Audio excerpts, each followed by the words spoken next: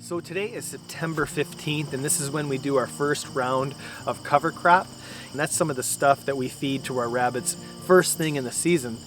And we're gonna have a lot of wheat, green wheat for the rabbits. Also, if you ever experience a drought, and say when you planted in August and it just didn't take and the seed just never grew anything, and you have a bare desert of a food plot, now it's time to overseed and blanket the entire area with winter wheat. Winter wheat is pretty inexpensive. You're not going to spend 20 bucks on a 50-pound bag. So over the years, when it comes to your property, you're going to fine-tune your property, create your micro food plot according to that line of traffic. You figure out that the deer come through the property on this line. And then sometimes they come through this way. Well, along these lines of traffic, you want to create food plots, okay? And then you want to connect these just like that.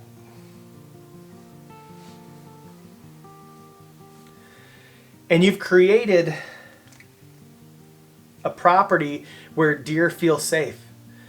And when you have a property that has a habitat like this with scrapes and watering holes, and plus, deer get stressed out and they don't really do well sharing a food plot. Okay, so we're downstairs and I have early season stuff written out and late season stuff written out. But first I want to say something. Okay, so I'm talking about Michigan. What I've come to love about early season is watering holes and fruit trees. More than clover, more than buckwheat, more than oats. Really to draw deer is juicy, tasty apples, pears, and water. If you put in a watering hole, an 80-gallon tub from TSC or Farm and Fleet, bury it. It takes like 15-20 minutes with another person's help. A couple shovels, you'll have this thing in. Fill it up with water with, say, a trailer or a tank. You could even let the rain fill it up, but you probably have to, entertain filling these and try to get put them in a place where you can get a trailer to them. We can't always do that, but talk about a magnet. And then plus during the rut, same thing. The watering holes are just a magnet. But the fruit trees, that is the best early season, first few days of the season. You're going to have a crack at a good one. Every year we see good deer in our orchard. And we only have 20 fruit trees. Well, I say only because sometimes folks have thousands. There's a really popular system where you plant buckwheat June 1st here in Michigan. And then you let it grow for a couple months. You come back in August 15th at the latest, and you broadcast your winter peas and your oats into it. Maybe you'll put some beans into it. I plant a lot less beans and oats these days. Now I'm planting more winter peas. I'll put some oats in there. But, everybody has their own system. But all these food plots that we plant for hunting season will be right around August. That's when because you want about 10 weeks of growth. In most cases, whenever you're planting anything, if you want to know how long it takes to germinate, just simply search it. In the late season, you're going to plant things like brassicas. Brassicas is your rape, your turnips, your radishes. This is all your big leafy broadleaf stuff that as soon as it gets cold and frozen, it's going to get sugary and tasty. The glucose gets activated and they come back and they just clear the field and eat it all. They're not really going to hit it that hard until late season. This is a great late season food plot for right around November, the magic time. Now, whatever you're growing, September 15th, come back in and overseed it with winter wheat. Winter wheat's going to be your cover crop. You never want to leave soil bare. You don't want to get it beat down by the sun's radiation. You're going to want to keep your soil neutral, and all it takes is a cover crop. Favorite winter food plots are brassicas and winter peas, corn, and winter wheat, hands down. Let's call this destination plot. The destination plot, okay? I gotta put this down or I'm gonna keep playing with it.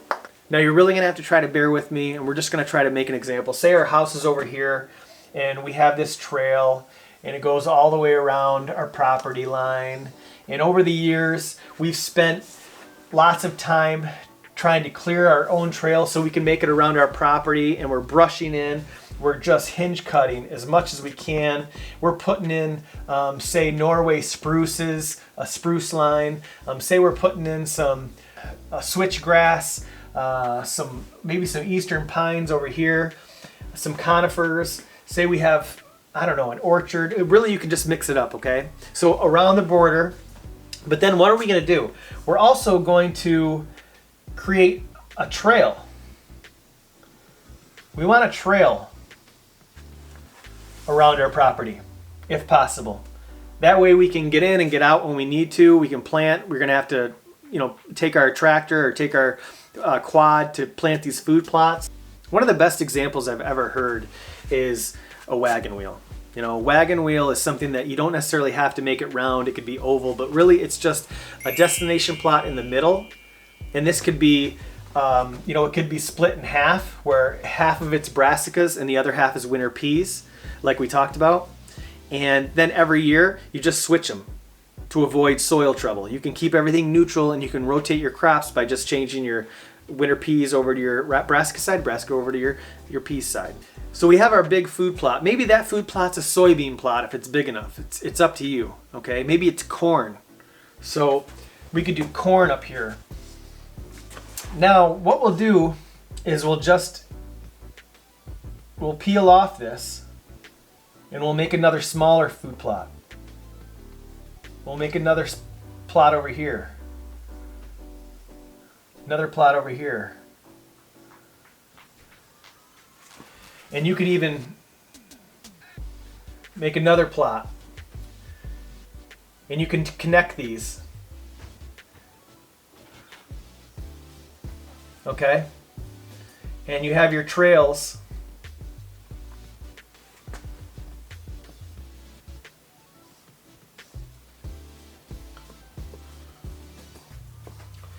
And depending on wind, you have your hunting spots. This is the wind, okay? And then in here, bedding, you could have apples. And along these plots, you could put switchgrass around them. This could be bedding. So I know this is getting really messy really fast, but so within these food plots, then you can put in your bedding. Do overhanging branches, and you could do switchgrass. Again, you can plant switchgrass if you want to make another trail around here where you can walk. I mean, lots of different options. It just never ends. And plus, at every tree stand, you want to plant a scrape tree or a licking branch tree, or hang a vine where they can lick and use it as a calling card, and then move on to the next scrape. So I mean, really, it's just endless possibilities, and it's always based on your terrain, if it's hilly. So when you have a lot of deer, it's good to have a lot of food plots where they can have their own little sanctuary, if you will, where there's privacy all to themselves. So watering holes, scrapes, cover, bedding, food, but at the end of the day, if you're running your trail cameras, don't pull the cards every week.